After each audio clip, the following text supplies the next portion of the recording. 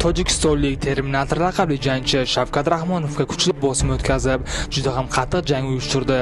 Agarda bu jang boshqacha yakunlanganida Qozog'iston o'zining asosiy chempionlardan birini yo'qotishi mumkin edi.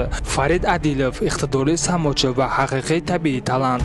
U Shavkatga shunday qattiq qarshilik ko'rsatdiki, Rahmonov hatto eng nufuzli ligalarda ham bunday jangni boshidan kechirmagan. Shavkat javob berishga harakat qildi, ammo Terminator juda ham kuchli va qattiq qo'lladi. Zarba almashuvlardan Shavkat hatto bir lahzada hushini yo'qotganday bo'ldi, ammo o'zining chempionlarga xos xarakteri tufayli bosimga bardosh berdi. Qattiq zarba almashuvlardan keyin tojikistonlik jangchi osonlikcha burchaga ketardi. Rahmonov esa sekundlar kelganga qadar kanvasga o'tib qoldi. 3-raundda Shavkat o'zini qo'lga oldi va jangni parterga o'tkazdi. Raqibiga ketma-ket kuchli zarbalar bera boshladi.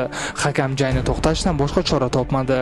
Bu jangni Shavkat Rahmonovning faoliyatidagi eng og'ir janglardan biri desak ham bo'ladi. Do'stlar, kanalimizda Shavkatning muxlislari bormi? Videoga like bosishni unutmang.